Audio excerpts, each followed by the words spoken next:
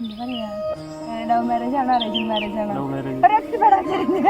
അത് ഇവര് വായിക്കുന്നവരെ പറ്റിക്കാൻ ഞാൻ പറയാം.